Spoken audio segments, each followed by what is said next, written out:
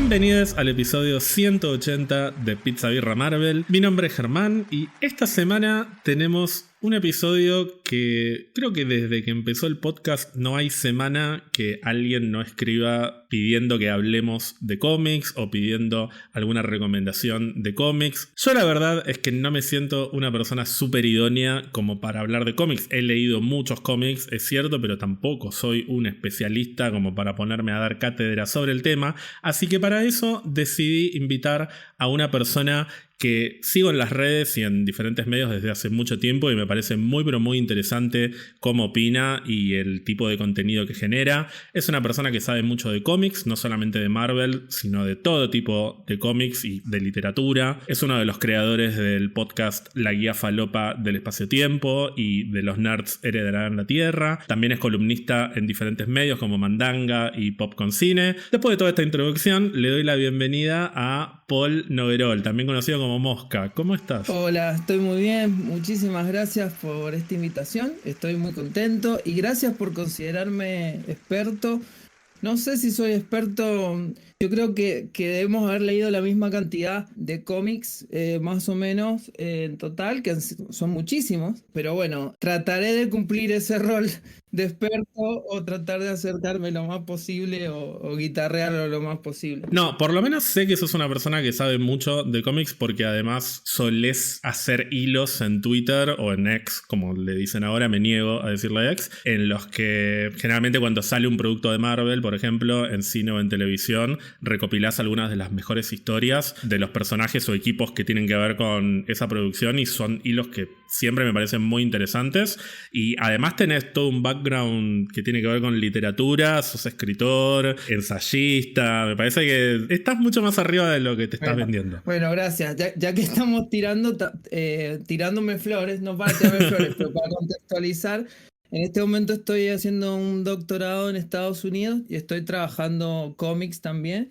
Estoy haciendo trabajo de historieta latinoamericana desde una perspectiva como de estudios hispánicos y bueno, así que me dedico también a los cómics a nivel académico como para completar. Nada, después del episodio anterior con Gonza, yo tengo que por lo menos, o sea, es como cuando terminás la temporada de la serie, ven en lo alto, tenés como un super capítulo y después viene el capítulo siguiente y decís qué va a venir.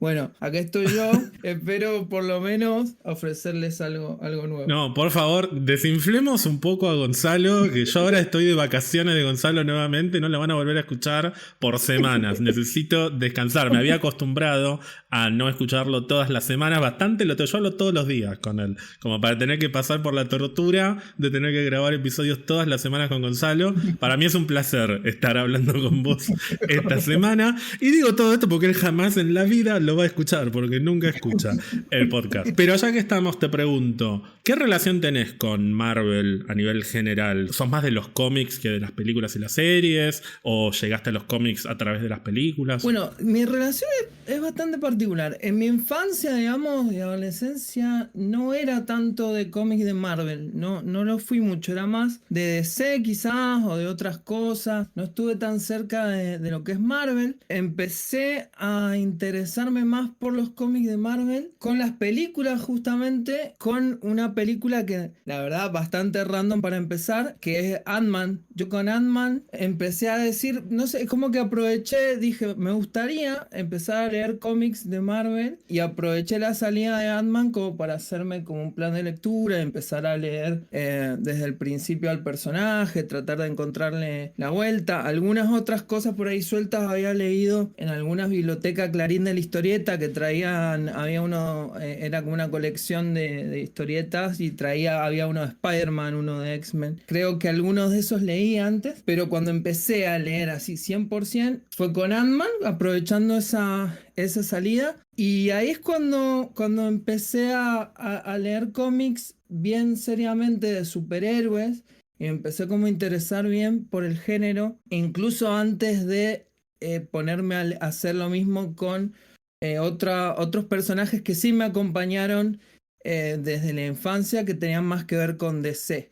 Así que mi relación con Marvel es como la lectura de cómics así como organizada, ¿no? Decir, bueno, voy a leer este personaje, me voy a preparar para las películas. Es muy de prepararme para pelis, o sea, casi todo lo que he leído ha tenido que ver con algún lanzamiento que surgía y que yo decía, bueno, me voy a armar un plan de lectura, voy a empezar a leerlo. Eso después se transformó en un espacio virtual que hacíamos en la comunidad de Nicolás Rabago, de Rabagonic. Hacíamos ahí un club de lectura donde leíamos cómics para prepararnos para las películas, que empezó en la época de la pandemia. Y como que ahí me ha quedado el vicio o el placer de siempre cuando va a salir una película de Marvel, me pongo a leer los cómics desde antes y llega un punto, sobre todo en el último tiempo o desde hace algún tiempito, que me termino enganchando más con los cómics o termino disfrutando más la película o la serie en cuestión gracias a que he leído los cómics. Claro, te vas hypeando. Sí, me voy hypeando, además termina siendo una experiencia muy diferente cuando uno lee los cómics, no porque sea una adaptación directa a las películas ni nada, ni uno espere encontrarse con lo que uno leyó, que eso después lo podemos hablar un poco más, porque creo que eso es algo muy particular de los cómics de superhéroes, no porque sea una adaptación y esperar a ver cómo la adaptan, que me emociona leerlos, sino porque los experimentás de manera diferente, entendés las referencias, te vas manejando por supuesto desde antes y nada, tenés como otra aproximación al producto, a la adaptación, que es diferente, que incluso con algunas películas y series he hecho la de no leer los cómics, como para experimentar algo distinto, pero generalmente me gusta leerlos y me gusta esa otra dimensión de la adaptación, siempre presente, no sé, como que resignifica un poco, le cambia el significado, ayuda a que quizás una serie o peli que no sea tan buena, la vivas de otra manera y la disfrutes más. Así que recomiendo siempre leer cómics. Porque además, por lo que estás diciendo, no es solamente la idea de, bueno, a ver, van a sacar una película de Eternos. Me voy a leer un cómic de Eternos a ver quiénes son los personajes. No es solo eso, sino que es más como un enfoque casi académico, diría. Porque no se trata solo de descubrir los personajes para ver de qué corno se trata la película que van a hacer, sino de dónde surgen, en qué contexto surgen, porque no es lo mismo un cómic que su primera tirada es de 2008 que de 1975. Si hubo diferencias entre los enfoques de un autor u otro que trabajó dentro de ese cómic, o sea, me da la sensación de que es de ese estilo el acercamiento que haces. Sí, totalmente. También me gusta preguntarme por qué este personaje por qué tiene su película o qué representa ese personaje dentro de la historia de los cómics, dentro de la cultura pop en general, y generalmente es ese simbolismo o ese valor que tiene ese personaje se termina de alguna manera replicando en lo que representa ese personaje en el MCU, o bueno, por ahí termina cambiando, pero ese valor que tuvo en la cultura pop me interesa mucho tenerlo siempre en cuenta, tenerlo de referencia y entender por qué surgieron estos personajes, en qué momento, que son muchísimo más icónicos de lo que uno por ahí piensa, sobre todo cuando uno no vivió en Estados Unidos en los 60, por ejemplo, donde esos personajes tenían una fuerza. Por ahí ahora nosotros lo vemos desde otra perspectiva y decimos, bueno, no sé por qué, o sea, nos gusta por las pelis, pero quizás no consideramos a Hulk un símbolo de la contracultura como lo fue en los 60. Entonces está bueno saber esas cosas, tener un poco en cuenta para también entender la importancia de esos personajes. Sí, también hay algo que Marvel hace mucho y que calculo que DC también lo hace, pero creo que Marvel es más notorio porque Marvel tiene más frecuencia de estrenos de películas y series, pero sale Falcon and Winter Soldier, por ejemplo, la serie, y te sacan más o menos al mismo tiempo un cómic que es Falcon and Winter Soldier. Y es un poco como la idea de, bueno, como va a salir la serie, me compro el cómic porque me gustan los personajes. Y yo personalmente siento que si se trata de conocer a los personajes que van a estar en la película o la serie, es, no sé si lo peor, pero no es la mejor manera de descubrir quiénes son esos personajes. Porque generalmente esos cómics ya vienen viciados con un montón de cuestiones previas que después no se terminan viendo en el producto. Por empezar, son cómics que se escriben después de que hacen la película o la serie, así que ya de por sí no van a tener nada que ver. Pero al margen de eso, la mayoría de los elementos que se tienen en cuenta para hacer las películas y las series vienen de estos cómics que son más viejos y que también tienen otro contexto que es completamente distinto al actual o al del momento en el que se hace la película o la serie, y que requiere cierto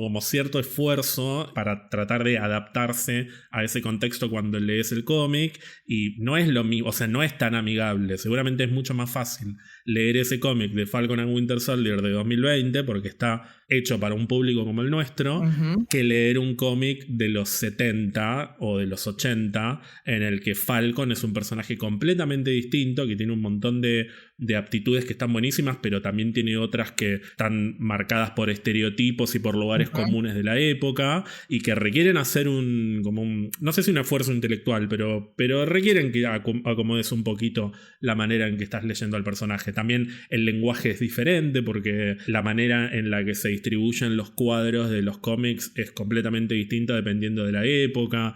Entonces es complicado para mucha gente ingresar al mundo de los cómics si no sabes exactamente con qué te vas a encontrar y si no estás preparado para tal vez hacer ciertos esfuerzos. Lo mismo es si, no sé, nunca viste una película vieja y te pones a ver Ciudadano Kane y probablemente te parezca aburrida. Sí, totalmente. Hay directamente una distancia desde la manera en la que leemos esos cómics y de cómo fueron producidos. Creo que de todas maneras hoy en día ya no da tanto cringe esos cómics antiguos porque se entiende un poco más esa distancia cultural en la cual surgieron, e incluso hay gente que está más dispuesta a apreciarlos y a entenderlos. Pero sin duda hay que tener una preparación, o por lo menos en realidad una predisposición a entender que no va a ser el mismo lenguaje que un cómic que leemos hoy, que coincido que los cómics que salen aprovechando el lanzamiento de las películas suelen ser casi siempre bastante malos, y uno tiene la ilusión de que, o sea, está como esa idea de que van a tener algo que ver con la historia, y a veces tienen que ver porque no sé si les pasan un boceto del argumento, ¿no? Y por ahí tienen que ver como en términos muy estructurales, pero después la historia nada que ver.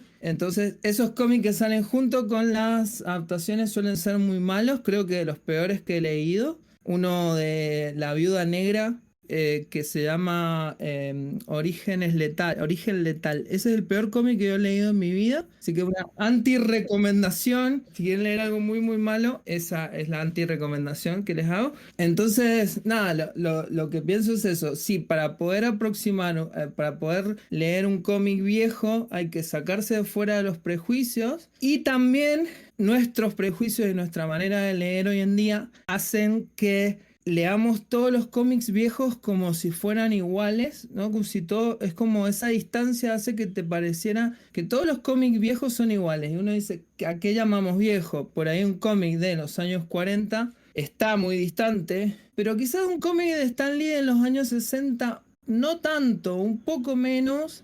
O hay algunas cosas que podemos llegar a empatizar, que podemos llegar a entender el valor de cultura pop que tenían esos cómics. Y los dos, uno a simple vista les parece simplemente un cómic viejo, difícil de acceder. Pero tienen cositas que si uno sabe leerlas, si uno se anima, puede incluso encontrar las raíces de las cosas que nos gustan el día de hoy. Yo tengo una idea de que casi todos los cómics que uno relaciona cuando habla de las grandes historias de los cómics, que generalmente cuando uno recomienda cómics del 2000 en adelante, que tienen como historias icónicas. Todos esos conceptos icónicos ya estaban ensayados en algún cómic de los 70, de los 60, por ejemplo, la Guerra Civil. Ya ese concepto base ya estaba en cómics de los años 70. Básicamente casi cualquier cómic que busque darle alguna vuelta a un personaje, darle un lado más oscuro o ponerlo en conflicto, lo hace en base a cosas que casi siempre estaban si no desde sus inicios, con Stan Lee y Kirby, Ditko y demás, si no en sus inicios, quizás un poquito más adelante. Pero sobre todo Lee y Kirby creaban personajes bastante complejos para lo que era la época. Entonces muchas de esos puntos que después sirvieron para subvertir a los personajes, para probar nuevas cosas, medio que ya estaban en sus etapas iniciales. Entonces a mí como lector ya más, no sé si experto, pero más manija de que ha leído mucho, me terminan emocionando más esos cómics quizás más iniciales, que creo que tenían de manera quizás más auténtica esas subversiones, esas ideas revolucionarias, hasta contestatarias en algún punto. Ya me resulta más entretenido leerlo en los cómics antiguos, que quizás en un cómic nuevo que lo que hace es hacer eso que ya se había hecho antes, quizás mejor narrado, con un lenguaje más moderno, pero que por ahí siento que ya lo leí, o que ya no me llama tanto la atención. Sigo con otro registro y tal vez con un atractivo visual que es más acorde a nuestra época, para bien o para mal, porque el atractivo visual, por ejemplo, en la década del 2000 muchas veces tiene que ver con que se le vea el culo a las superheroínas femeninas y que tengan tetas gigantescas. Y sí, por ahí en términos de diseño, en ese momento tal vez no hacía tanto ruido, o sea, yo creo que ruido hacía, pero no tanto, porque también se traducía como cierto empoderamiento de la mujer al verla a Miss Marvel, Carol Danvers en los años 2000 peleando al lado del Capitán América, que la verdad que uno en ese momento por ahí se quedaba más con lo grosa que es como personaje, más que con las tetas y el culo que está mostrando. Hoy en retrospectiva podemos decir, che, ¿era necesario que estuviera vestida como vedette de obra de teatro? Y no, la verdad que no era necesario, pero por eso también hay que contextualizar el momento en el que sale cada uno de los cómics, leerlos críticamente, lo cual no significa que haya que destrozarlos siempre y que todo lo nuevo sea mejor, porque justamente si entendemos cómo contextualizar cada una de esas historias, podemos ver más allá de lo que hoy nos resulta fácil criticar. A mí me pasa lo mismo cuando leo los cómics de los 60, 70. Para mí tienen una magia preciosa que no anula el hecho de que las mujeres en gran parte de la década del 70, por ejemplo, están siempre en el plan de damisela en peligro, y cuando no son damiselas en peligro siempre tienen poderes que son más o menos, no sé cómo describirlo, pero son como poderes muy de señorita, digamos. La bruja escarlata manipula las probabilidades, su Storm se vuelve invisible, son todos poderes como medio boludos que son aptos para un personaje femenino que no va a estar cagándose a trompadas, como pasaba también con, no sé, en los 60, en la serie de Batman con Adam West. Batman nunca se cagaba a palos con Gatúbela. Gatúbela se quedaba al costado y eran sus matones los que peleaban, porque bueno, el registro de ese momento marcaba que las mujeres ocuparan ese lugar, y no por eso Gatúbela dejó de ser un ícono de los más grandes que tenemos hasta el día de hoy. Sí, totalmente. También hay que entender lo que significaba tener algunos de esos personajes en esos cómics antiguos, más allá de todos los estereotipos y demás. Por ahí un personaje femenino, como decís vos, muy estereotipado, muy limitado, pero tenía un rol dentro de un equipo, tenía su importancia, tenía el desarrollo de su historia principal en algún momento. Entonces, bueno, todas esas cosas también hay que tomarlas en cuenta, y creo que se hace mucho más interesante leerlos desde ese punto de vista. Y como vos bien decís, hasta cosas no tan viejas ya quedan viejas. Yo creo que hemos vivido el paradigma de... Todos sabemos que todos tenemos el carpetazo pre-2018, que si salen a la luz las cosas que hemos dicho, sobre todo que hemos dicho o pensado antes de que realmente entráramos en conciencia de un montón de cosas con respecto al feminismo y demás, mucho no nos salvamos, o por lo menos estaríamos replanteándonos nuestro discurso y nuestra manera de ver las cosas. Entonces, bueno, es importante también tener en cuenta eso, y hay cómics que no son ni tan viejos y que han quedado viejos por diferentes razones, pero lo interesante es, bueno, de cada etapa rescatar lo bueno, criticar si nos interesa lo malo, y bueno, y también justamente divertirse y apreciar. Lo que me gusta mucho de las adaptaciones es que saben condensar y transformar, digamos, crear algo a partir de un montón de conceptos e ideas y historias que se han escrito a lo largo de décadas. Entonces, eso es algo muy lindo porque pueden, si lo hacen bien, y las buenas películas y series, las que logran hacer eso, pueden justamente agarrar lo mejor de cada época y transformarlo en algo súper interesante, incluso hasta potenciar cosas que estaban en los cómics. Entonces, por eso me resulta también tan fascinante el mundo de los cómics en relación a las adaptaciones. Hablemos un poco, si querés, de lo que son las etapas en los cómics, que lo venimos diciendo mucho, pero está bastante instalado esto de las eras, fundamentalmente en los cómics estadounidenses. Hay una idea de que los cómics en Estados Unidos se dividen en eras, puntualmente en 4 eras. La primera es conocida como la Edad de Oro de los cómics, que las fechas de estas eras, vos me lo decías también antes de grabar, y es cierto que están más asociadas a lo que es la historia de los personajes que hoy conocemos como DC, más que a los de Marvel, pero de todos modos dentro de lo que es Marvel también se pueden encontrar diferencias que tienen que ver con estas etapas. La primera era, de hecho, va aproximadamente desde fines de la década del 30 hasta mediados de la década del 50, y este periodo oficialmente tiene que ver con la primera aparición de Superman en Action Comics número 1 de lo que en ese momento era National Allied Publications, que posteriormente se va a convertir en DC Comics, y termina básicamente con el cambio de versiones de Flash. Cuando pasamos del Flash original, que ahora no me acuerdo del nombre, pero es el que tiene el sombrerito. Me sale Garrett, pero no es Garrett. Jay Garrick, ahí está. Fallé como fanático de la serie de Flash. De ahí pasamos a lo que sería Barry Allen, que es el Flash más conocido y que tiene el diseño más característico de Flash. Pero al margen de eso, dentro de lo que es este periodo, que es principalmente la década del 40, en este periodo tenemos a Superman, tenemos a la Mujer Maravilla, Batman, al Capitán Marvel de ese momento, que eventualmente por cuestiones legales se va a convertir en Shazam cuando exista la editorial Marvel, pero en ese momento no había Marvel, había Timely Comics.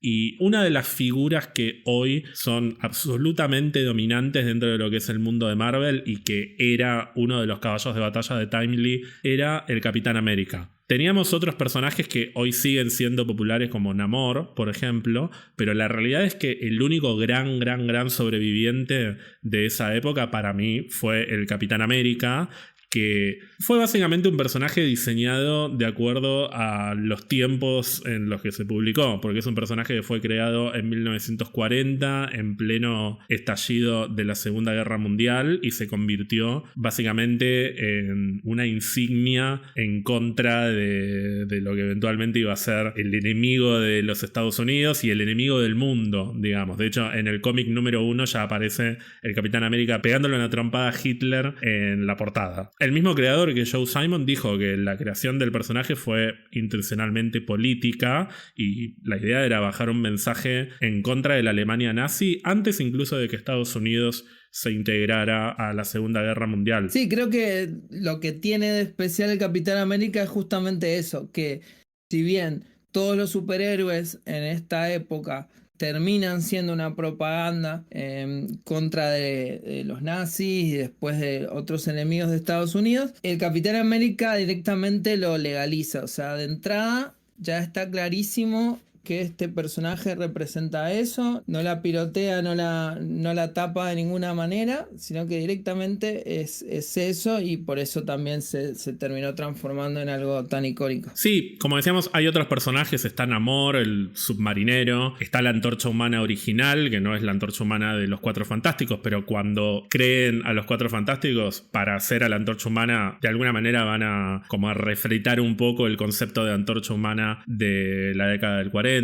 Es una época en la que, yo soy sincero, traté de leer algunos cómics por una cuestión de interés y por curiosidad, y ni siquiera yo, que soy una persona a la que le interesan estas cuestiones, no pude. Es como que es demasiado fuerte la barrera de distancia cultural como para poder disfrutarlo. O sea, los puedo leer, pero llegó un punto que digo, bueno, ya está. Entendí lo que están tratando de contar y ya está, quiero pasar a otra época que me plantee historias que me interpelen por ahí un poco más. No sé si vos pudiste leer un poco más de esta época. Mira, del lado de DC he leído cosas de esta época que me han resultado por lo menos curiosas, de lo bizarras y extrañas que eran. Del lado de Marvel me costó mucho más. He leído algunas cosas de la Antorcha Humana y Submarinero, pero sí, me resultó bastante complicado. No se sientan mal si realmente no quieren leer alguno de los cómics de esta época y no los pueden leer, porque realmente sí hay una gran distancia, pero nada. Ahí habrá que ser un buen arqueólogo y tratar de encontrar algunas cosas que quizás puedan sobrevivir el paso del tiempo, pero bueno, la mayoría estaba muy metida en el espíritu de la época, y bueno, te cuesta un poco entrarle, pero es una era bastante interesante por lo que representó para la cultura pop, porque esta sí que es la era donde los superhéroes realmente eran masivos, o sea, donde los leía absolutamente todo el mundo, tanto de National antes de ser DC, de Timely antes de ser Marvel, y otras editoriales que ya no existen. Habían tantos y tantos superhéroes, y a todos les iba bastante bien, que tenían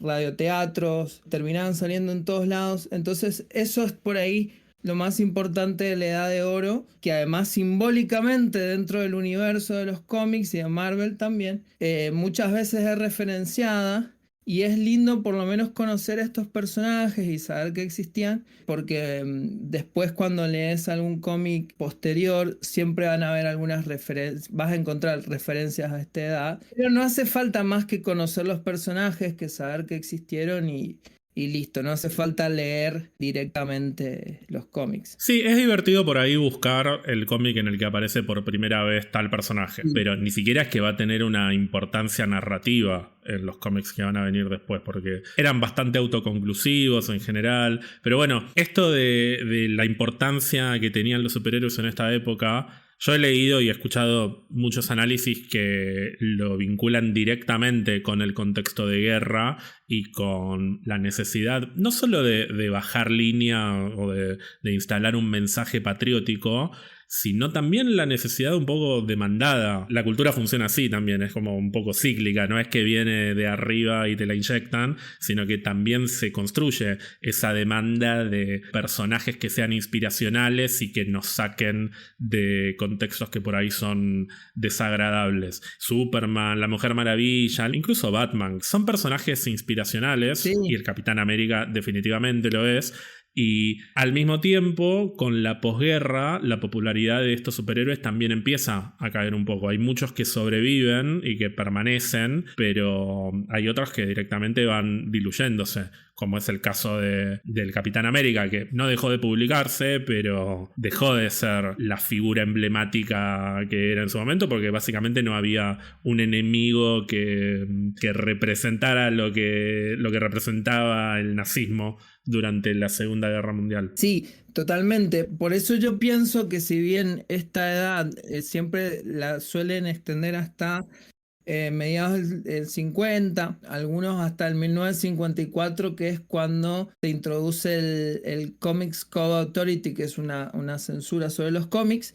Si bien se suele periodizar así, yo creo que del 45 al 54, o sea, después de la guerra, hasta que empieza esa censura, hay como otra pequeña subetapa donde los superhéroes ya no tienen éxito y empiezan a volcarse a otros géneros. Incluso los mismos superhéroes, es el Capitán América de esos años, se vuelca más por el lado del espionaje, una cosa un poco más detectivesca. Se tienen que reinventar porque ya el género de superhéroe clásico, de villano, de héroe típico, ya empieza a fallar. Entonces ahí empiezan a aparecer otros géneros como historias de crímenes, algunas cosas de terror, cómic bélico y demás, en todos los cómics en general. Y en los cómics de Marvel, por ejemplo, que no era Marvel en ese momento, pero aparece, es muy claro esto con el personaje de Miss América, que Miss América era una heroína, mujer,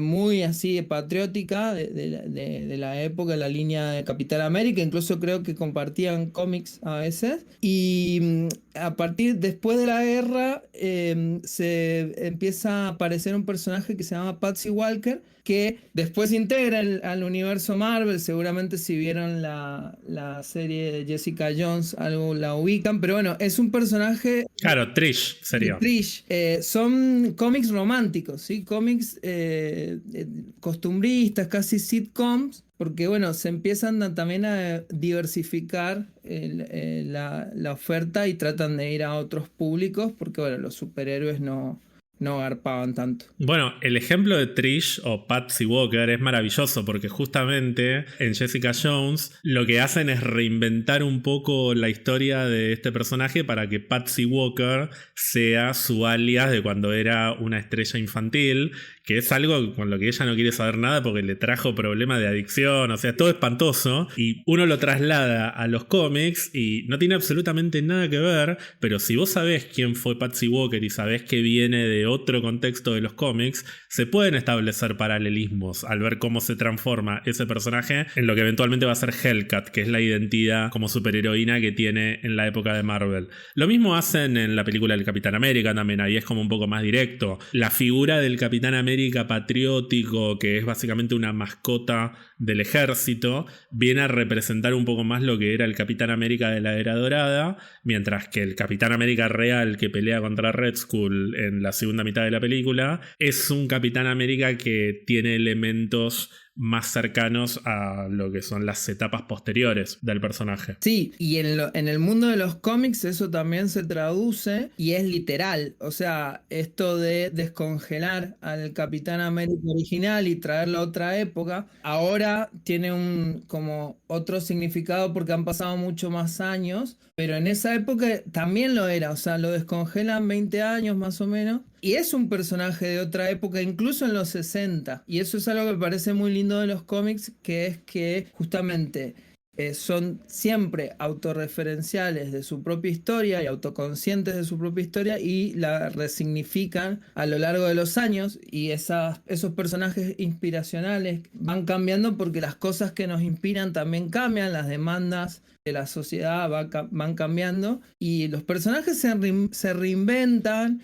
Y te permite esto de que sigan saliendo ininterrumpidamente o que cada cierto tiempo vuelvan, te permiten hacer un registro de las épocas. Entonces podemos saber, podemos entender el ser nacional estadounidense, por ejemplo, a través de las diferentes etapas del Capitán América. Y eso es algo bastante lindo que no tienen otras expresiones, que es muy del género de superhéroes, que se mantiene durante décadas con los mismos personajes, pero siempre modificándose y adaptándose. Bueno, esa segunda etapa del Capitán América tiene que ver directamente con lo que va a ser la segunda etapa de la historia de los cómics de Estados Unidos, que es la Edad de Plata, que a grandes rasgos podríamos decir que abarca la segunda mitad de la década del 50 y toda la década del 60 hasta principios de los 70, con diferentes puntos de quiebre dependiendo de quién sea el historiador o el analista. Pero en lo que a Marvel respecta, yo creo que básicamente se puede sintetizar con que es la década o el periodo en el que aparece Marvel como compañía, que es el resurgimiento de estos personajes que quedaron olvidados, fundamentalmente el Capitán América, pero a partir de concepciones nuevas y de ideas nuevas que vienen básicamente de Stan Lee, Jack Kirby y otros autores que van a girar en torno a ellos a lo largo de principios de la década del 60, con cómics como Cuatro Fantásticos, Increíble Hulk, los X-Men, los Avengers, Daredevil, Iron Man, Thor y muchos otros personajes que en muchos casos van apareciendo primero como historias que son parte de cómics antológicos y que después terminan teniendo éxito y pasan a tener su propio título, o directamente la revista se convierte en el título de ese personaje. Pero se habla mucho de la distinción entre los personajes que son introducidos en esta nueva etapa, que es la etapa de Marvel, con los personajes que existían en ese momento en el mundo de los cómics, no solamente de DC, sino de otras editoriales un poco más chicas, porque un poco pasaríamos de lo que es el idealismo de esos superhéroes que sobrevivieron a la era dorada, como Superman, Batman, Wonder Woman, a personajes que por ahí son un poco más reales o más cercanos a nosotros. Y acá hay que mencionar obviamente a Spider-Man, que es como el paradigma de esto. Es un adolescente, como los adolescentes que leían los cómics de ese momento, y que consigue poderes, pero que no se convierte en el sidekick del superhéroe principal. Es un pibe con los problemas que puede tener cualquier pibe que lee los cómics de ese momento, y que además tiene que lidiar con una segunda identidad, que es la identidad de superhéroe. Eso trasladado a otros personajes como los Cuatro Fantásticos, que tienen una dinámica familiar que por momentos te das cuenta de que son familia y que se quieren matar, como cualquier familia.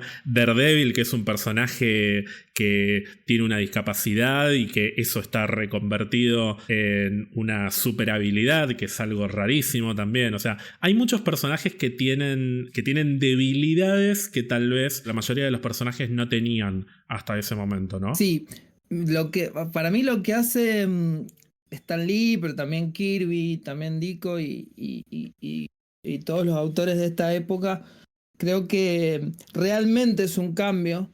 Si bien si haces la cronología, la Silver Age la hacen arrancar un poco antes, para mí la era Marvel de los cómics es realmente el gran cambio, justamente por esto que vos mencionás. Y además se traduce en un montón de cosas, hasta incluso estéticamente. Hay una película que no tiene nada que ver con esto, pero que yo creo que lo refleja excelentemente bien. Bueno, tiene un poco que ver porque es de Disney, que es Los Increíbles. En Los Increíbles está clarísimo el cambio de la era dorada con la Silver Age, y los problemas de los personajes un poco representan también lo que simbólicamente empezaba a pasar con los personajes de los cómics, que se empezaban a volver más reales. Y hasta incluso estéticamente, o sea, Spider-Man, además de ser eso, los superhéroes ya no usaban capas. Esto que vemos en Los Increíbles es literal así también. Se empieza a tratar de crear una narrativa propia que parta de lo que eran los superhéroes anteriormente, pero que tenga características más modernas. También lo que empieza a hacer Marvel es esto de los crossovers, que ya existía de antes, un poco, siempre hubo, pero empieza a darle una verosimilitud al universo Marvel, al poner a los personajes en la misma ciudad, hacer que empiecen a interactuar entre ellos de una manera que es bastante realista, y todo eso revolucionó los cómics de la época. Y si uno se pone a ver los cómics de DC que salían en el mismo año, por ejemplo, que sale el primer número de Spider-Man, estaban en cualquiera DC, o sea, estaban... Me acuerdo que lo busqué la portada, era como Baby Superman se enfrenta contra Baby Batman de no sé qué dimensión. Estaban en cualquier lado. Qué linda falopa, ¿eh? Era una falopa, viste, como era una cosa rarísima, mientras que vos ves el Spider-Man y el chabón está tratando de pagar la renta. Hay referencias a las cosas que estaban pasando en el momento. Después más adelante ves manifestaciones. Son los 60, o sea, son los años tumultuosos de la lucha social en los Estados Unidos, del boicot a la guerra de Vietnam y un montón de cosas que estaban pasando.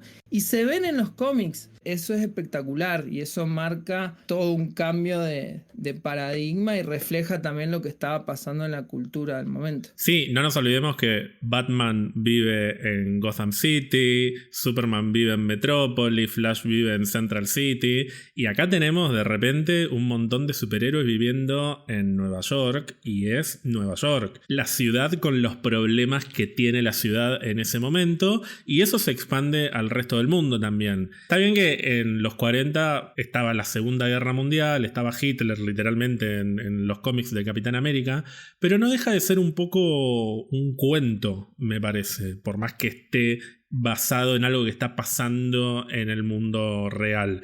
Acá están los problemas reales del mundo en ese momento, atravesando directamente a las historias. Están todo el tiempo hablando de los comunistas, de los espías, de la Guerra Fría, que acá viene una vez más el tema del registro y de cómo hay que contextualizar estos cómics, porque hay algunas cosas que lees que vos decís se van a la mierda con el anticomunismo y demás, pero dentro de la lógica de ese momento, y que nunca hay que olvidar que estos son cómics de Estados Unidos, o sea, no son cómics escritos en un país con una perspectiva de liberación socialista, o sea, es Estados Unidos. Dentro de esa lógica son cómics muy progresistas. Sí, totalmente. Vos podés leer, por ejemplo, en esas primeras historias de Iron Man donde aparecía Viuda Negra, podés ver comunistas buenos, por ejemplo, comunistas que no, que tienen un poco más de dimensión como personajes, que para la época no se concebía. Un cómic de los 40 eso no va a pasar. Había personajes que encarnaban sentimientos de época. Por ejemplo, no me acuerdo exactamente, no quiero tirar fruta, creo que era la revista Empire, la revista Time. En esa época, en los 60, se hizo como una entrevista a universitarios,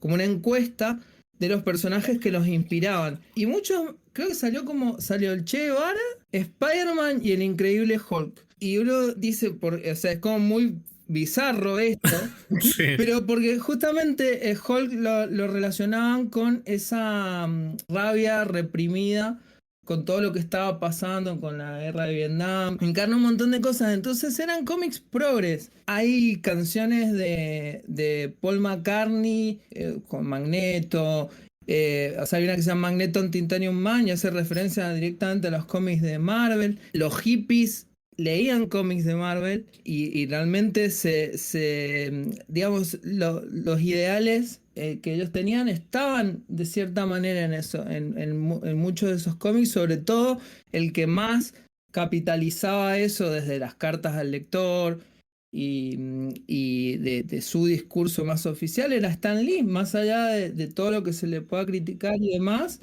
él creó un discurso dentro de Marvel como editorial que era progresista, era antirracista, antidiscriminador, que realmente en su momento funcionaba muy bien y terminó también dándole un sello distintivo a la editorial que se terminó manteniendo durante las décadas. Sí, sobre todo con los X-Men, ¿no? Creo que si uno agarra cómics de X-Men de esa época, siguen siendo un poco raros de leer porque el registro es diferente, pero está claro que es una analogía de cuestiones que están pasando en ese momento, no solo en Estados Unidos, sino en el mundo, y que tienen que ver con represión ante minorías, con discriminación hacia fundamentalmente personas negras en Estados Unidos. Hay un montón de cuestiones políticas que están plasmadas en la historia y que por eso me causa gracia cuando al día de hoy dicen que los cómics son muy políticos. O sea, que tuvieran un estilo y un lenguaje en términos de narración diferente a lo que es ahora. No significa que no fueran políticos, eran ridículamente políticos. Sí, yo una vez leí, no sé, algún idiota que decía, no sé, habían cambiado la época tipo 2016, 15, que empezaban a haber algunos personajes que cambiaban de género. Y decía, no, Stan Lee se debe estar revolcando en su tumba. ¿No has leído en tu vida ni siquiera un cómic? Si lees una carta al lector de Stan Lee, vos veías el discurso que manejaba el tipo. estaba totalmente, o sea, totalmente a favor de esas cosas. Realmente, más allá de lo que después puede haber sido como persona, además, el discurso estaba bien claro y en su momento era fuerte y era progresista dentro de los parámetros que ya sabemos. Y eso permitió que más adelante también terminara siendo algo distintivo con respecto a DC y que se termina acentuando hasta incluso llegando a momentos donde termina tratando de hacer eso, termina mandándosela o terminando en cosas bizarras y extrañas porque no se tendrían que haber metido en eso, pero bueno, está bien clara la impronta ahí de esos Y cómics. vos mencionabas hace un rato al código del cómic, Ujú. que es también una fuerza que marca a toda esta etapa, porque restringe la cobertura de muchos temas en las historias, por eso hay ciertos géneros que están un poco, no sé si desaparecidos, pero diluidos. Hay ciertas historias de terror o de suspenso, de crimen, que están un poco diluidas, y esto también trae aparejado como todo un movimiento contracultural de cómics clandestinos que eventualmente, no sé si es el único, pero Stan Lee definitivamente es una de las personas que dice, che, esto me parece que no va más y tenemos que empezar a romper estas reglas, no solamente por una cuestión idealista, sino porque vamos a perder público si seguimos limitados por estas cuestiones que eran bastante, o sea, se estaban volviendo retrógradas ya para ese momento. Hoy definitivamente las vemos como retrógradas, pero en ese momento ya estaban quedando arcaicas. Y el caso emblemático es esta historia de Spider-Man que tiene que ver con adicción a las drogas, que Stan Lee dice, bueno, lo sacamos sin el sello de aprobación del código de cómics y a pesar de eso el título es un éxito y a partir de ahí creo que dicen, bueno, ya está. Evidentemente no tenemos que darle tanta bola a eso y el código empieza un poco a caer en desuso y ahí vuelven algunas historias que estaban un poco soslayadas y se empieza a producir en este marco la transición a una nueva era de cómics. Totalmente. Yo creo que se nota mucho la transición progresiva a esa era. El código de cómics, uno piensa por ahí que duró hasta esa época, pero en realidad duró hasta hace no tanto. O sea, duró como hasta el 2010 y algo, que de a poquito todas las editoriales se fueron dejando de dar bola hasta que directamente dejó de tener relevancia en absoluto. Pero antes de eso siempre estuvo ahí acechando, cada vez más flexible, cada vez más laxo, hasta el punto de que ya a poca gente le importaba, pero seguía estando ahí. Y el primer paradigma es lo que vos mencionás, donde ahí ya afloja un poquito y ahí empiezan a aparecer los cómics que van a marcar la década del 70, que ya para mí eso ya es otra era. Sí, ya hablamos de la era de bronce. La era de bronce. Antes de llegar a la era de bronce se ve el cambio, es muy lindo.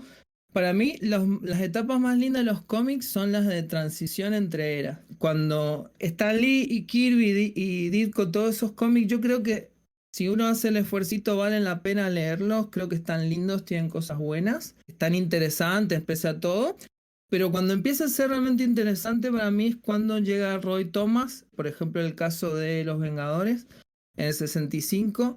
Ahí empieza como una transición donde empiezan a aparecer unos temas más interesantes, más profundos, si se quiere, entre comillas. Los personajes empiezan a tener más conflictos, empiezan a profundizar, que es desde el 65 hasta el 70 más o menos, que ahí, por ejemplo, cuando aparece Ultron, cuando Hank Pym crea primero a Ultron y después a Vision. Toda esa etapa es bastante linda porque los personajes empiezan realmente a tener una profundidad que después, cuando llegan los 70, la etapa de Roy Thomas en Los Vengadores es del 65 hasta el 72 más o menos, ya dentro de lo que es la era de bronce.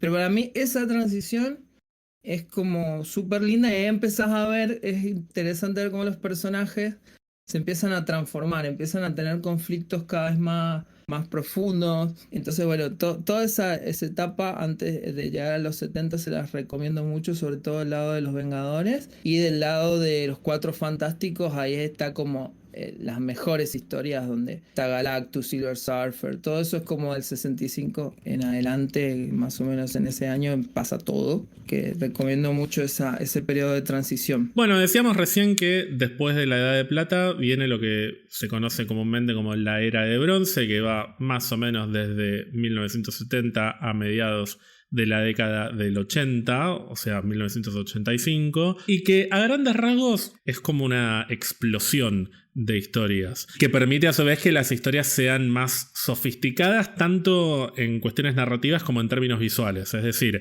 se multiplican tal vez las instancias en las que vemos a esos personajes, y así como por ejemplo en el cine tenemos diferentes géneros de explotación y tenemos películas de personajes afroamericanos apuntados directamente a público afroamericano, empiezan a aparecer cómics de Blaxploitation también, o sea, cómics que apuntan a público afroamericano. Lo mismo con cómics de Kung Fu, lo mismo con cómics que tienen que ver más con el terror y con el suspenso, que con la caída de la vigencia del código vuelven a florecer estas historias. Entonces es como una expansión de posibilidades, es como si se abriera el multiverso, digamos, en la Era de Bronce, y a la vez estas cuestiones más oscuras y relacionadas con problemáticas sociales que ya se empezaban a ver en la década anterior, acá se notan con mucha, pero mucha más profundidad, y es más común por ahí ver a personajes que van caminando por la ciudad y hay un tipo tirado en el piso inyectándose droga, por ejemplo, en un cómic de Marvel. Sí,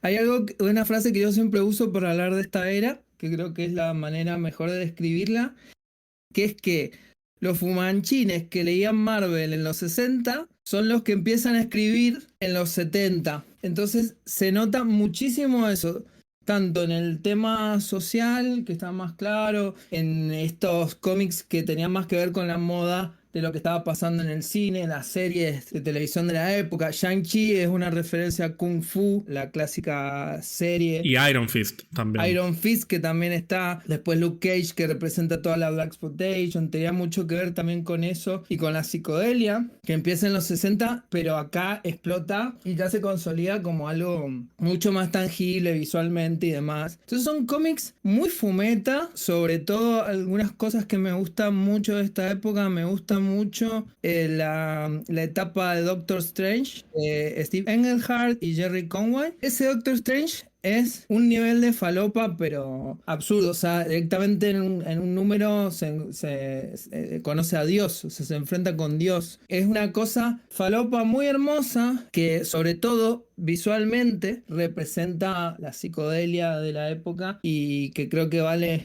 muchísimo la pena. Y después hay otras cosas que son curiosas de los falopa, que son como la célebre y bizarra la saga de la Madonna Celestial, por ejemplo. Hay como un montón de cosas muy extrañas que surgen en esta época. Sí, y muchas historias que por ahí no son tan delirantes, pero que se vuelven icónicas, como la muerte de Gwen Stacy, por ejemplo, que al día de hoy sigue siendo una historia súper emblemática de Spider-Man. Y después otras cosas que por ahí sí son un poco más falopa, pero que están más bajadas a la tierra, que a mí particularmente me es imposible no pensar en la saga del Fénix. O sea, todo el relanzamiento de los X-Men y particularmente la saga primero de Phoenix y después de Dark Phoenix es uno de los momentos más recordados y que al día de hoy se sigue revisitando. Sí, para mí toda esa última parte de lo que se llama Bronze Age, que para mí ya vendría a ser como una etapa de transición también, un paso hacia la siguiente era, con toda la etapa de Claremont a cargo de los X-Men. Y por ejemplo también me gusta a mí mucho los Vengadores de Englehart y otras cosas que salían en esa época.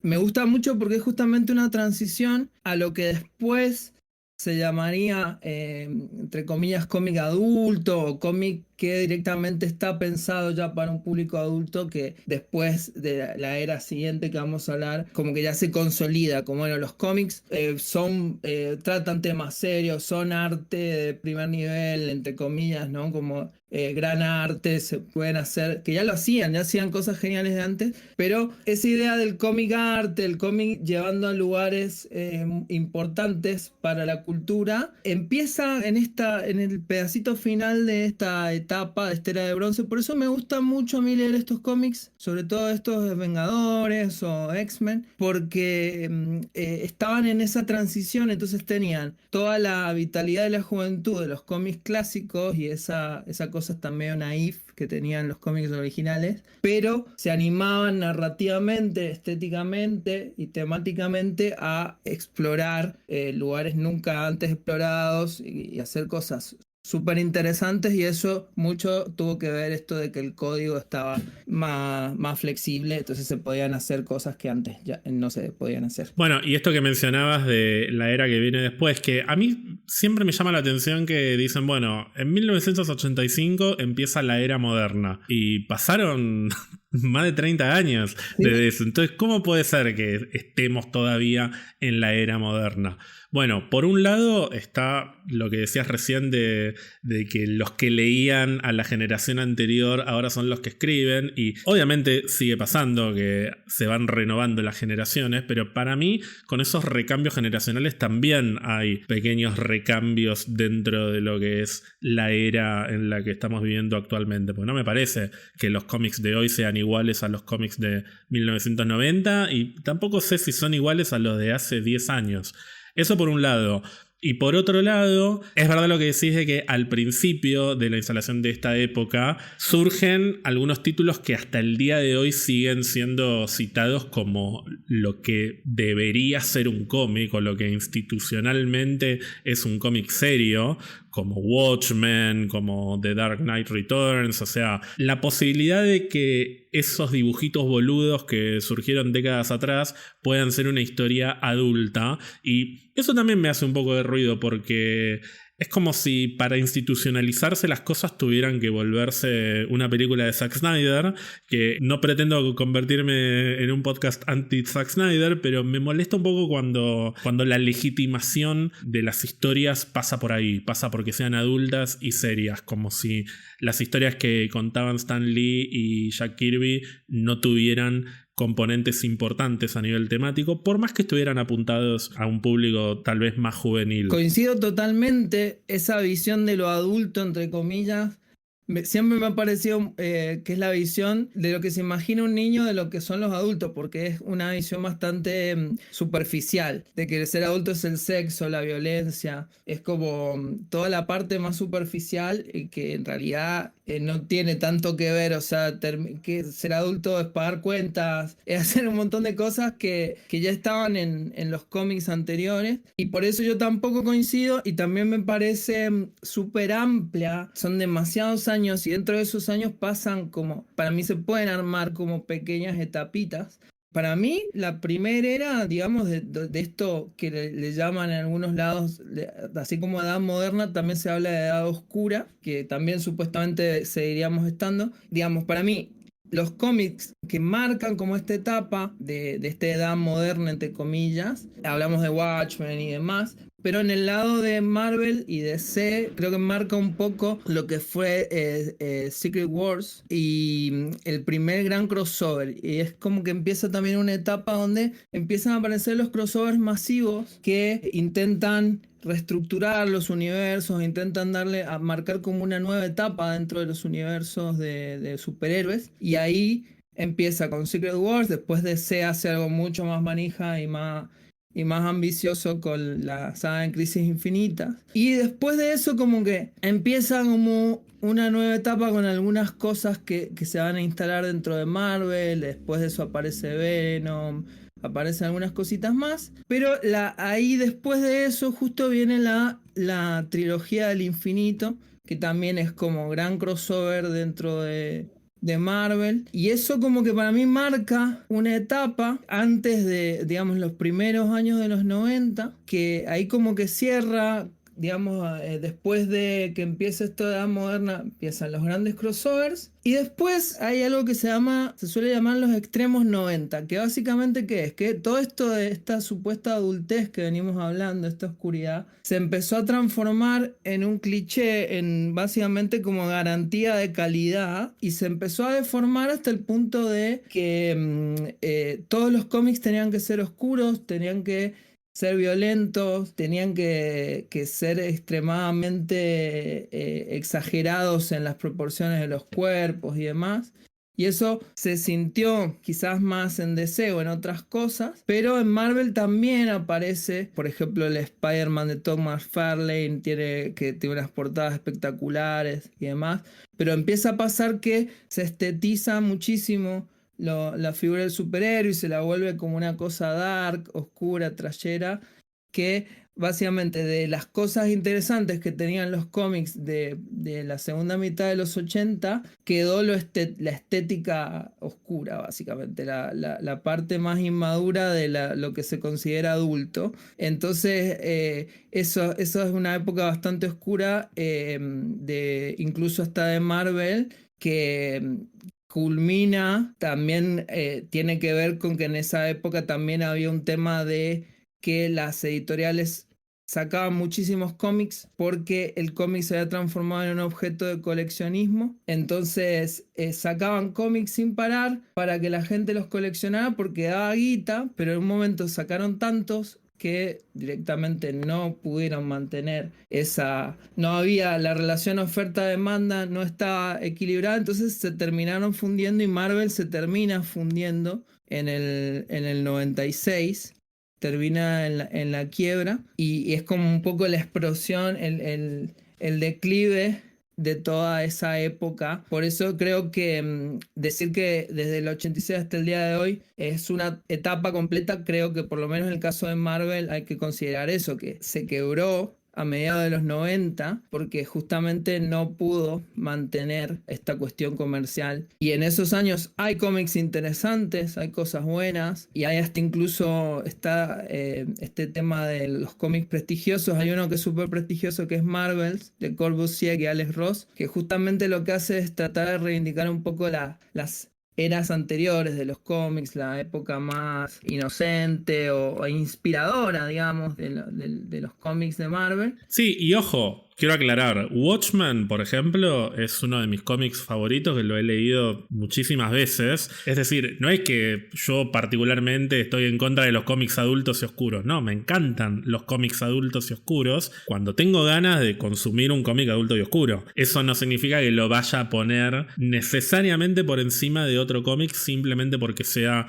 adulto y oscuro. Pero bueno, es una discusión que hasta el día de hoy sigue teniendo no solamente este fandom, sino muchos fandoms que nada, cada uno puede tener su postura y cada uno está en su derecho de disfrutar más o menos las historias que más lo interpelen, no solamente en lo que respecta a temáticas, sino también en cuestiones visuales. Hay gente a la que le gustan las películas cuadradas en blanco y negro que duran 4 horas y hay gente que disfruta de esas películas y también de películas de 1 hora y media. Y hay gente que no, hay gente que quiere ver solamente sitcoms de 20 minutos. Cada una tiene su valor y cumple un lugar determinado en no solo un momento histórico, sino en el momento personal de cada uno. Pero bueno, siempre me hizo ruido esto de que la era moderna empieza en 1985 y es como que sí, digo, che, ¿y ya está? Sí, no, yo creo que hay varias, digamos, está esta explosión que termina en los 90 y después por lo menos yo atrevidamente, me atrevo a hablar como de una especie de renacimiento de Marvel a partir de los 2000, cuando empiezan otra vez a intentar volver a reinventar estas historias de los personajes. Sí, y que no creo que sea independiente de lo que está pasando en el cine en ese momento, porque a principios de los 2000 tenemos las primeras grandes adaptaciones o súper populares de películas de Marvel en el cine,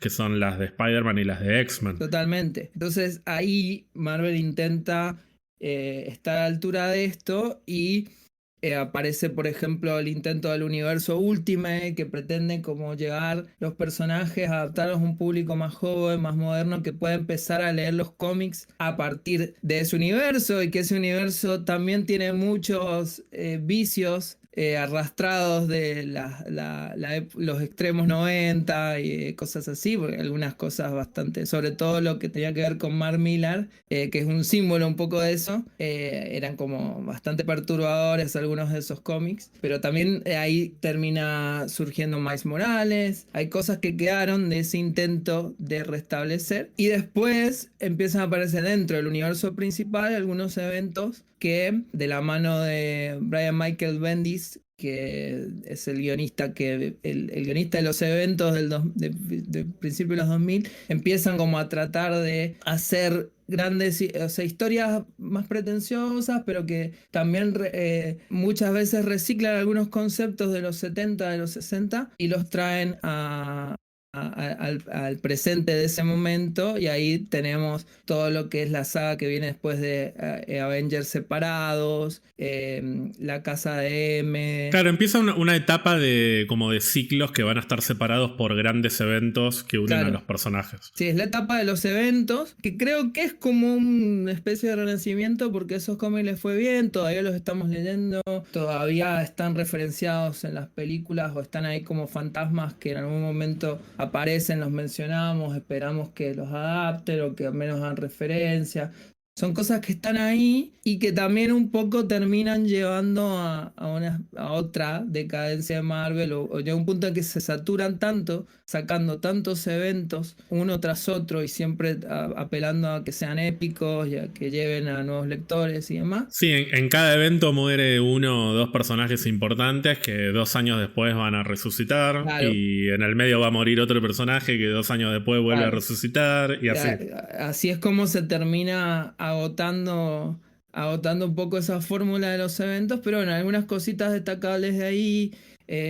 Son tan buenos leerlos si los quieren leer, más allá de los vicios de esos principios de los 2000, que ahí uno se da cuenta que algo que en su momento era moderno ya nos parece viejo. Yo viví yo estaba activo cuando eso era moderno y ahora lo veo y está viejo, sobre todo visualmente y algunas cuestiones, como ya sabemos, de los cuerpos femeninos y hasta masculinos también, pero bueno, son cómics que todavía tienen cierta vigencia. Capitán América y el Soldado de Invierno también es de esos primeros años, la primera etapa de los Young Avengers.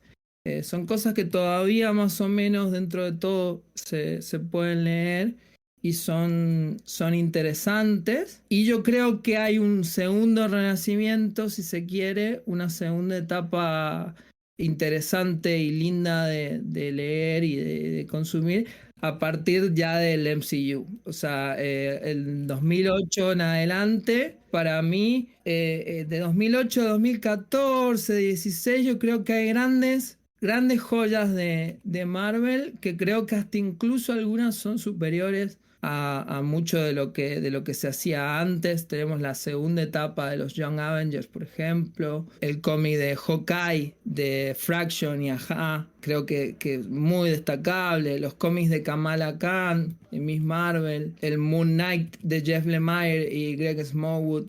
Todos esos cómics, sobre todo en lo artístico y en la evolución del lenguaje visual, creo que son muy, muy interesantes y que llegaron como a un pico que justo coincide más o menos con el pico más o menos con el pico del MCU o del momento de más popularidad, y que realmente son muy recomendables, aunque realmente no tengan nada necesariamente que ver con sus adaptaciones, y que muchas de esas historias se están adaptando ahora en las nuevas series y películas que están saliendo. Bueno, ya que estamos hablando de esto, y como para empezar a cerrar, algo que también escriben muy seguido es: quiero leer cómics de Marvel y no sé por dónde empezar. Tengo que ir a los cómics viejos, puedo leer un cómic suelto de algún personaje.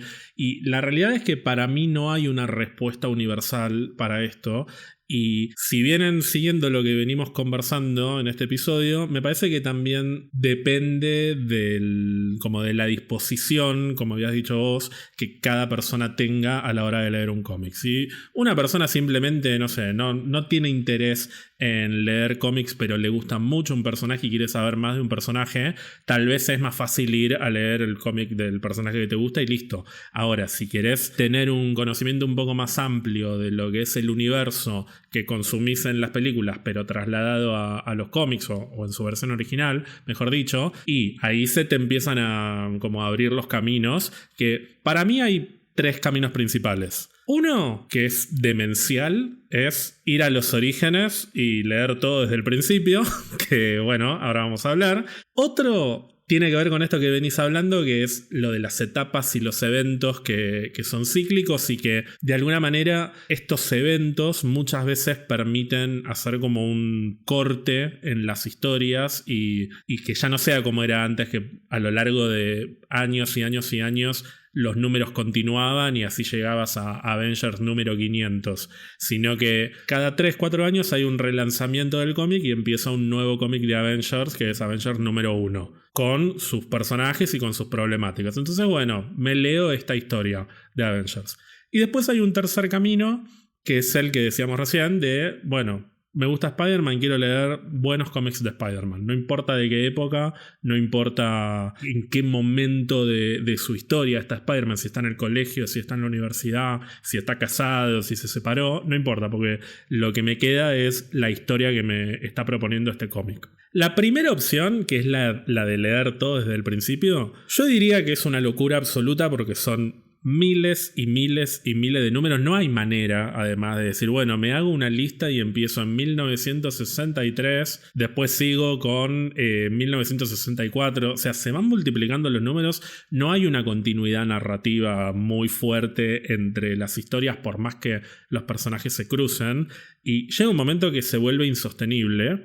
Dicho esto, mentiría si dijese que, como buena persona obsesiva y super nerd, no lo intenté en algún momento, y la verdad es que lo disfrutaba mucho. O sea, llegó un momento que dije, bueno, quiero leerme los orígenes de todos los personajes en términos de cómics, y me armé mi listado de cómics como para ir siguiendo desde su primera aparición, y me encantaba ver cómo iba evolucionando la manera en la que se contaban las historias de los personajes, la manera en la que evolucionaba también la estética, cómo evoluciona la calidad de los guiones a medida que van cambiando los guionistas, pero no es algo que recomendaría a todo el mundo. Diría que es algo más para personas que tienen como una mirada muy académica. En nuestro caso, los dos venimos por ahí de formaciones que tienen que ver con esto, entonces nos gusta, pero incluso a nosotros me parece que llega un momento que decimos, bueno, basta, no puedo seguir con esto, necesito cambiar un poco la mente. Sí recomendaría que si hay un equipo que gusta mucho o un personaje que gusta mucho y dicen, me voy a leer Daredevil desde el primer número, y bueno, dale, léete todo Daredevil si te lo aguantás y vas a ver cómo evoluciona un personaje, pero no todos. No se puede ir saltando de Avengers 1 a Fantastic Four 4 a Daredevil 1 a Iron Man 1, no, te volvés loco, me parece. Sí, coincido totalmente, y sí, somos justamente el tipo de personas que hace eso. No es para nada, no es necesario para poder disfrutar el mundo de los cómics, y creo que hay que entender también cómo funcionan los cómics, y eso también permite, quizás si uno llega a entenderlo, puede permitir quizás hacer alguna de esas combinaciones medio falopas si uno lo hace con cierta conciencia. Lo que hay que entender es que el cómic, a diferencia de otros géneros literarios, si le queremos decir así, o en general de otro tipo de narraciones, no está pensado de por sí para leerse de manera lineal. Está pensado en base a ciclos, y por más de que haya cambiado y haya evolucionado en los años, no deja de mantener en su esencia el formato original, que eran revistas que salían en los kioscos, y que vos agarrabas y leías esa que salió, no sé, el Iron Man 23, y leías eso que tenías en tu mano, y no necesitabas entender todo lo que pasaba alrededor y todas las cuestiones, y lo que necesitabas entender estaba explicado en el mismo cómic, o te decía, bueno, anda a buscar este que te falta. Están pensados y fueron creados de una manera no lineal, no pensadas para ser consumidos de modo lineal, pero nuestro cerebro, nuestra manera de consumir las cosas es lineal en general. Entonces tendemos a querer leer todo en orden y tener todo en orden. Entonces hay varias estrategias que se pueden tomar. Leerlo todo es casi imposible en la mayoría de los personajes. Creo que puede ser que puedas hacer eso con algunas tiradas cortas de algún personaje, alguna revista que quizás no tenga tantas. Quizás se puede leer todo, pero en la mayor parte de los casos estamos hablando de personajes que tienen, no sé, 50 años mínimo, entonces es imposible. Pero creo que si uno se hace la idea de, no te digo andar saltando del Avengers 37 al no sé qué, pero si uno entiende un poco que funciona así y que hay ciertas historias que marcan hitos dentro de la historia del personaje, yo en algún momento, cuando ya me empecé a cansar de tratar de leerlo todo en orden, empecé por ahí en concentrarme en algunos de esos hitos. Si vos sabés que en el número tal pasa algo interesante para el personaje, que lo hace evolucionar, que lo hace cambiar, bueno, quizá te puedes animar. Yo trato de desmitificar un poco el cómic, que no es solo para esos fanáticos que son bien manijas, sino que vos podés agarrar una revista cualquiera y podés disfrutarla incluso si no terminás de conocer todo el contexto, porque están pensadas un poco para eso también. Entonces también eso es interesante. Creo que hay diferentes estrategias que se pueden combinar. Vos podés decir, bueno, me gusta este personaje, bueno, me leo la historia más representativa, pero quizás si yo quiero saber sobre tal concepto que va a salir en la peli, y capaz el concepto no está en una historia importante, está en un cómic medio aislado, capaz que te puedes animar a leerlo. Si uno hace la mentalidad de que no necesitas la linealidad para poder entender el cómic, capaz que hasta podés llegar a disfrutarlo y podés llegar a un punto en el que a mí me ha pasado al hacer estas guías de lectura para diferentes personajes películas que iban saliendo y demás, a veces se solapaba, a veces volvía a leer un cómic que ya había leído cuando me preparé para Ant-Man, no sé, por ejemplo, cuando hice otra película, qué sé yo. Entonces, ese solapamiento y eso de que están conectados, son mundos conectados, también hacen que sea linda la lectura del cómic, porque vos, aunque no terminás de entender del todo, vas conociendo personajes, vas absorbiendo cosas que mientras más vas leyendo, más vas conociendo y se van volviendo más grandes y más interesantes. Entonces, bueno, es un camino de nunca acabar.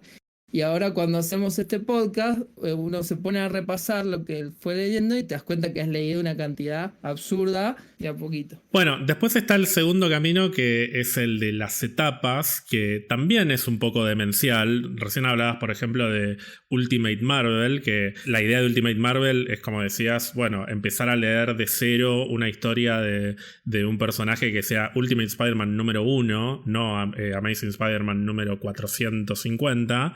Pero, de nuevo, estamos hablando de una etapa que va de 2000 a 2015. Entonces, tampoco es que necesariamente uno debe decir, bueno, me voy a leer todo Ultimate Marvel.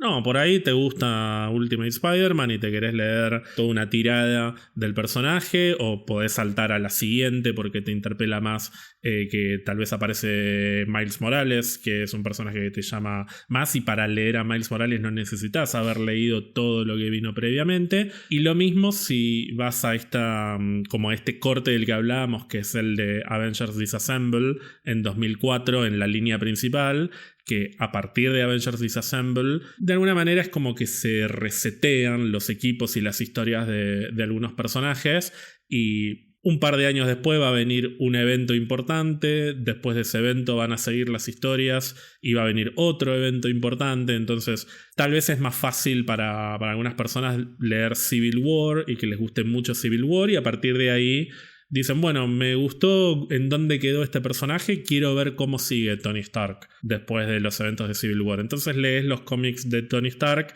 a partir de Civil War, que ya más o menos sabes el contexto en el cual está ese personaje. Y yo a esto agregaría uno de los últimos grandes reseteos de este estilo que hubo en Marvel, que fue el evento Secret Wars de 2015, no el original de los 80, que a partir de Secret Wars también se relanzan un montón de números, que es probablemente un poco lo que vaya a pasar en el cine cuando llegue la película, pero bueno, para eso falta mucho. Pero después de Secret Wars viene una etapa que de hecho se llama como Fresh Start, como empezar de cero, que tiene número 1 de muchos, pero muchos personajes y muchos equipos. Y quiero agregar también una serie de cómics de la cual hemos hablado algunas veces, que es House of X Powers of 10, como evento de relanzamiento de los mutantes. Y después de ese evento, las diferentes historias de la nueva línea de mutantes, que primero se llama Dawn of X,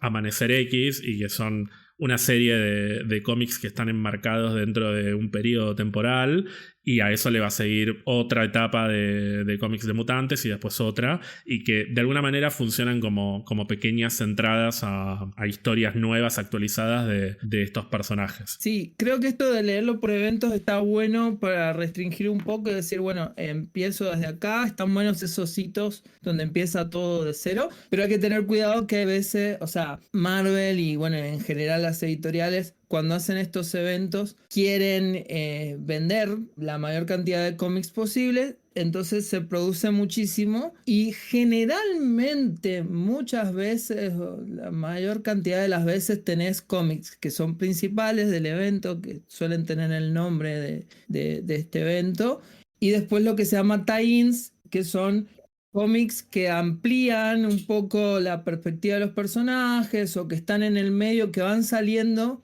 en el medio de esos números principales. Entonces, si te querés ahorrar, uno dice, bueno, me voy a leer todos Civil War. Bueno, si querés leerlo todo es una gran cantidad de cosas que vas a tener que leer. Y quizás no sea necesario, quizás si lees los números principales y más o menos seguís el contexto que los mismos cómics incluyen, que te explica algunas cosas, vas a estar bien. Bueno, lo mismo, hay que hacer ese luto de una manera de leer que uno tiene más lineal, decir, bueno, no me leí todas estas cosas, pero bueno, si me interesa y si realmente quiero profundizar sobre la mirada de tal o cual personaje, bueno, me leo los tie-ins. Sí, ahí también a veces aparecen joyitas. O sea, uno ve, por ejemplo, Avengers vs. X-Men y hay un montón de tie-ins que son un Avenger versus un X-Men, Magneto versus Iron Man, y es la nada misma, es una pelea de dos personajes, pero después tenés, por ejemplo, es un ejemplo que vengo poniendo muy recientemente este año, que es Secret Invasion.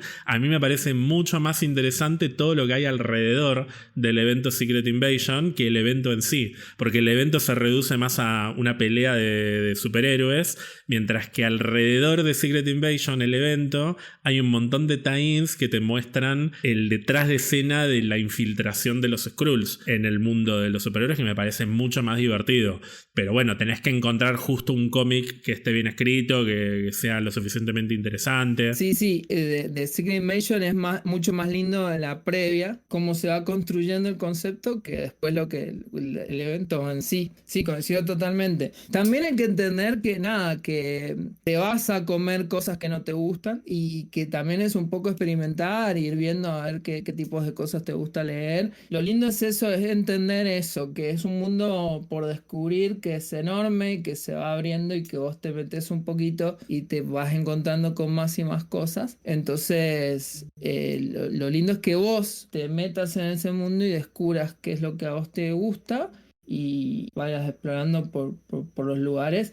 Y sobre todo creo que está bueno también entender que justamente como el cómic tiene estas características que son propias, no vas a encontrar la historia de las películas tal cual como las viste, vas a encontrarte con otra cosa muy diferente. Y dentro de eso también te vas a encontrar con buenas historias y malas historias. Y bueno, hay algunas, yo también me dedico un poco a hacer eso, a tratar de guiar a alguien que se interese en tal o cual personaje, bueno, una guía de lectura o algunas recomendaciones, pero siempre las más famosas o que tienen algún prestigio en la crítica o en el público. Generalmente si empezás por ahí la vas a pasar bien, tenés asegurada una cierta calidad, aunque después quizá no te guste, pero si se comenta algún cómic o alguien te recomienda, probá, intentalo y seguramente la vas a pasar bien y te quitas un poquito la ansiedad de meterte en ese bosque gigante, que creo que tiene un poco que ver, este consejo tiene un poco que ver con la tercera manera. Sí, la tercera manera es directamente decir, bueno, me gusta Daredevil, voy a leer un cómic de Daredevil y no necesito leer desde el número 1 al 500 o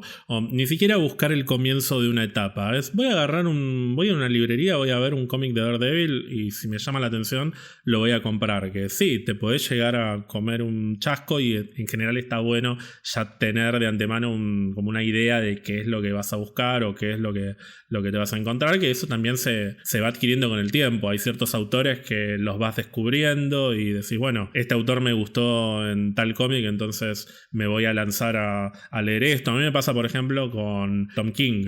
A mí el cómic de Visión de Tom King me volvió loco por completo y por eso cada vez que veo que algo está escrito por Tom King, que no sé, tal vez no sé si el cómic está bueno o no, o si es prestigioso o no, pero ya me despierta un poquito de interés porque me interesa ver qué es lo que puede llegar a contar Tom King, que me parece increíble lo que hizo con Visión. Lo mismo el cómic de Hawkeye que mencionabas de Fraction y Aja. Hay un cómic de Scarlet Witch de 2017 de James Robinson y Marguerite Sauvage, que me parece buenísimo también y que estoy seguro de que está influenciado de alguna manera por la introducción del personaje en el MCU, pero también lo reinventa un poquito. Sí, ese es un ejemplo. Está muy bueno ver cómo se produce esa retroalimentación entre cómics y película, y no tanto sale Civil War y sacamos el cómic Civil War 2, que es como muy es como así te roban en Marvel. Sí, totalmente. Para mí eso es de las cosas más lindas del MCU y de la relación entre el cine y los cómics en general, que el cómic, como ya mencioné, a diferencia de otro tipo de narrativa, se construye básicamente en base a referencias, en referencias a su propia historia. Y el cine de superhéroes también, y no digo referencias pedorras como que aparezca tal personaje, estamos esperando que aparezca o que esté Mephisto, lo que sea, sino que hay referencias a toda una larga historia de cómics. Entonces, como decís vos, se va retroalimentando, se van creando cómics o hasta conceptos que después llegan al cine o que del cine pasan a los cómics, y esto es algo que es único y propio del género y que está bueno aprovecharlo y disfrutarlo. Y hace que se vuelva una experiencia mucho más satisfactoria, porque termina siendo no es solamente ver que en la pantalla lo que vos leíste, sino que lo que vos leíste se resignifica una vez que hayas visto la película y al revés. Y eso es hermoso. Bueno, y para cerrar, ya que estás mencionando esto, te quiero preguntar por tus expectativas con lo que viene, tanto en el cine como en televisión, respecto a Marvel. Bien, el MCU me dejó como una herida con Quantumania, como que yo venía muy feliz e incluso con las cosas que todo el mundo cuestionaba o lo que sea, yo estaba bien, me gustaron casi todos los productos de la última fase, pero desde Quantumania fue la primera que dije acá, esto es algo que no está en el estándar que nos venían acostumbrando, y coincidió con que un poco dejé de hacer los clubes de lectura que venía haciendo por otras cosas, pero como que medio que coincidió, entonces ahí como que hay un punto de inflexión. Pero de todas maneras hay varias cosas que me manijean. Me manijea a pesar de que no sé si no es lo mismo manijear que tenerle fe. De Marvels tengo muchas ganas, realmente tengo muchas ganas. Me ha gustado las cosas que vi, me gustó el tráiler, me gusta la idea, el concepto, me encantan ellas tres. Y es como que la estoy esperando y sé que la voy a disfrutar bastante. Y después yo sé que todo lo que se está construyendo me llama bastante o sea, me dan ganas de ver qué es lo que está pasando, pero no tengo particularmente un hype en específico en nada de lo que se viene por fuera de Marvels. Y Secret Invasion creo que también influyó un poco con la pérdida de interés, porque también fue como una decepción de una serie a la que apostaba muchísimo y esperaba grandes cosas y resultó no estar a la altura, pero todavía tengo fe, o sea, tengo ganas de seguir viendo lo que va a ir saliendo y quiero ver para dónde van. Sobre todo Loki, le tengo muchas ganas y tengo como, ahí sí que tengo una fe ciega, como que siento que sea lo que sea que nos traigan con la nueva temporada, voy a estar un 80% satisfecho. Bueno, te quiero agradecer que hayas venido a este episodio a hablar de este tema que hacía mucho que tenía ganas de hablar sobre cómics y me encanta haber podido hacerlo con vos porque claramente sabes mucho, todo lo que dijiste al principio ya nadie se lo cree, sabes un montón. Sí, no, la pasé muy bien, muchísimas gracias por la invitación. Yo me siento literal, o sea, yo he escuchado mucho este podcast, me siento como Kamala con Carol, o sea, estoy disimulando, pero estoy en el fondo me estoy muriendo porque me da muchísima emoción estar acá y bueno, me alegra mucho que nada, que todo este contenido que estamos haciendo, que estoy ahí creando en diferentes lugares, bueno, sirva y guste y bueno, siempre voy a estar acá para hablar sobre cómics de Marvel principalmente y en general, porque me encanta, me gusta mucho y muchísimas gracias. Carol Danvers es probablemente mi personaje favorito de Marvel, tanto en los cómics como en las películas, así que gracias por la comparación, es lo más lindo que me podrías haber dicho. Ojalá pudiera tener el físico de Brie Larson, pero eso es otro tema. Si hay gente que quiere ponerse en contacto con vos o leerte o saber más de todo lo que haces, ¿cómo pueden hacerlo? Bueno, principalmente estoy en Twitter, bueno, en X, como @moscacovalente. Qué feo que suena. Me niego a aceptarlo. Perdón por traer esa triste realidad. Pero bueno, estoy ahí, me pueden buscar como @moscacovalente. Pero bueno, después de que empezó a hacer X, he bajado un poco la producción porque también el tema del alcance, algoritmos y demás no está siendo tan favorable.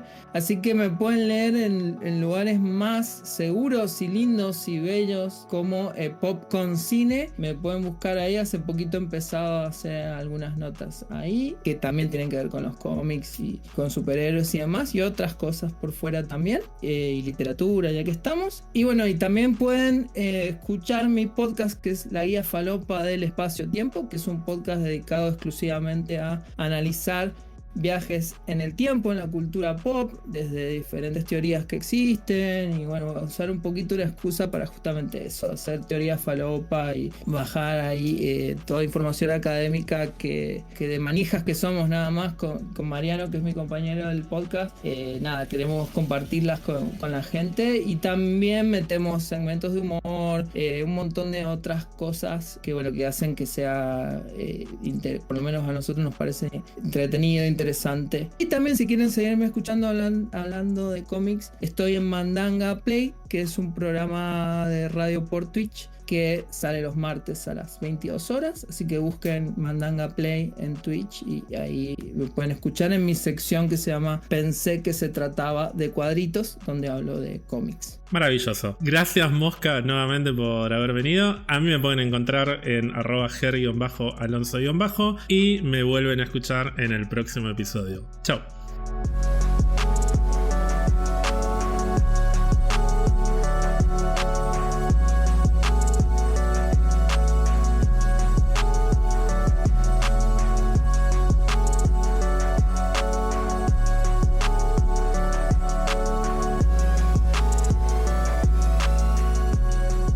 Recuerden seguirnos en Instagram, Twitter y Twitch para mucho más contenido.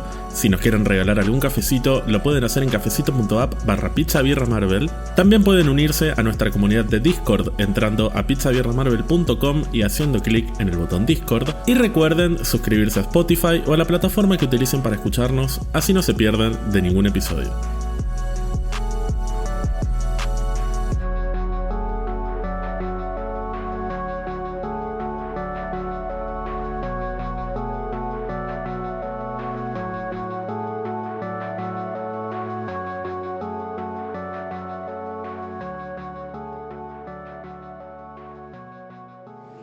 Hola gente, ¿cómo están? Acá Ian desde Disney mandando un saludo, un cálido saludo acá con la estatua de Rocket recién, con 38 grados de térmica, 40 veces grados de térmica, pero bueno, se sobrevive, ¿saben cómo? Hidratándose, así que tomen agua, Yonato va para todos.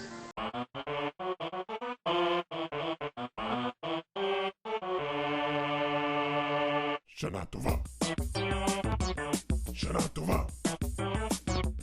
Yonato va.